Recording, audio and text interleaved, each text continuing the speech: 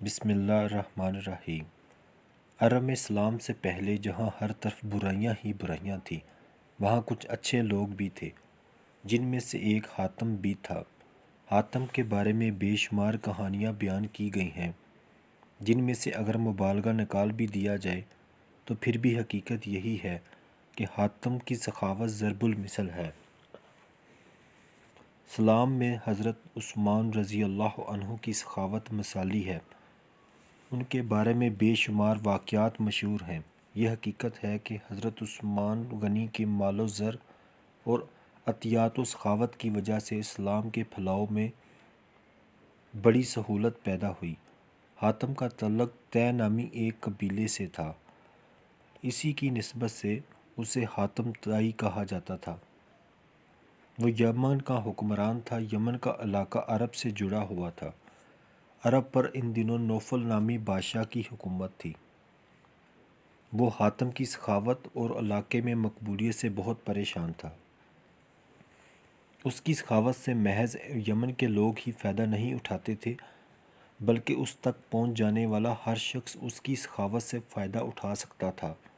بہت سے لوگ تو محض اس کا امتحان لینے ہی اس کے پاس چلے جاتے۔ وہ ہمیشہ ہر امتحان میں کامیاب ہوا۔ ایک مرتبہ کسی کو معلوم ہوا کہ حاتم طائی کے ذاتی استعمال کا گھوڑا بہت قیمتی ہے، کیوں نہ وہ حاصل کیا جائے۔ چنانچہ ایک شخص اس کا امتحان لینے پہنچ گیا۔ حاتم اس روز شکار کے لیے نکلا ہوا تھا۔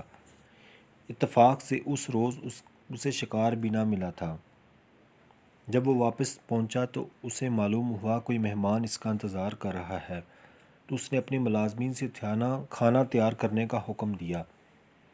ایک ملازم نے کہا، سرکار، آج کھانے میں گوشت کا سالن نہیں بن سکے گا کیونکہ تازہ گوشت نہیں ہے۔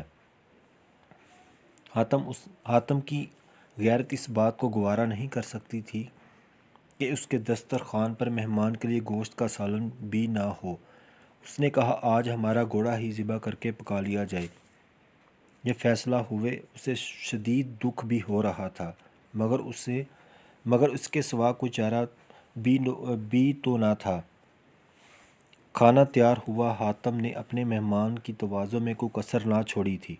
مہمان بھی خوش تھا۔ صبح جب مہمان کے جانے کا وقت ہوا تو مہمان نے رخصت ہونے سے قبل اس کی مہمان نوازی کا شکریہ ادا کرتے ہوئے کہا، اس نے حاتم کی سخاوت کی بڑی شہرت سنی ہے۔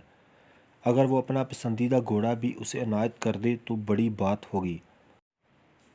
حاتم اس کی یہ بات سن کر کچھ افسردہ ہوا، مگر پھر کہنے لگا، میرے معزز مہمان، یہ فرمائش اگر آپ گزشتہ سال سے پہلے ہی کر دیتے تو اس کی تعمیل ضرور کرتا، مگر اب یہ ممکن نہیں، کیونکہ میرا پسندیدہ گھوڑا اب آپ کے پیٹ میں پہنچ چکا ہے۔ اس کے ساتھ ہی اس نے مجبوری بتائی کہ اسے اشرفیوں سے بھری تھیلی نذرانہ کے طور پر دی کہ اس دولت سے وہ اس گھوڑے سے بھی قیمتی گھوڑا خرید سکے۔ مہمان حاتم طائی کی سخاوت کا گرویدہ ہونے کے ساتھ ساتھ پشیمان بھی تھا کہ اس کی وجہ سے ایک قیمتی گھوڑا ذبح ہو گیا۔ اس نے اشرفیوں کی تھیلی لینے سے انکار کر دیا، مگر حاتم نے کہا، یہ آپ کو رکھنا ہی ہوگی کیونکہ میں اپنے مہمان کی فرمائش نہ پوری کر سکا ہوں۔ حاتم سخی ہونے کے ساتھ ساتھ نرم دل بھی تھا۔ اس روز اسے اس بات پر ملام ہو رہا تھا کہ وہ اپنے مہمان کی خواہش پوری کرنے میں ناکام رہا ہے، جبکہ مہمان اس کی نرم دلی اور سخاوت کے گن گاتا ہوا اپنے گھر چلا گیا۔ ادھر عرب کا نوفل بادشاہ سوچ رہا تھا، اگر حاتم کی سخاوت اور مقبولیت اسی طرح بڑھتی رہی تو پھر لوگ اس کی ہی طرف جائیں گے اور کوئی اس کی طرف نہ آئے گا۔ اس نے ایک بہادر اور طاقتور سپاہی سے کہا، اگر وہ حاتم کو قتل کر دے اس کے عوض بھاری انعام ملے گا۔ حاتم کیونکہ نیک دل اور سخی انسان تھا، اس لیے وہ اپنے ساتھ محافظ نہیں رکھتا تھا، کیونکہ وہ جانتا تھا کہ موت جب آنی ہے تب ہی آئے گی، اور جب آئے گی تو کوئی محافظ اسے نہیں بچا سکے گا۔ بادشاہ نوفل کا بھیجا ہوا سپاہی ایک مہمان کے روپ میں حاتم کے محل میں پہنچ گیا۔ ایک رات جب سب لوگ سو رہے تھے تو وہ سپاہی خاموشی سے حاتم کی خوابگاہ تک پہنچ گیا۔ اس نے دیکھا کہ حاتم گہری نیند سو رہا ہے۔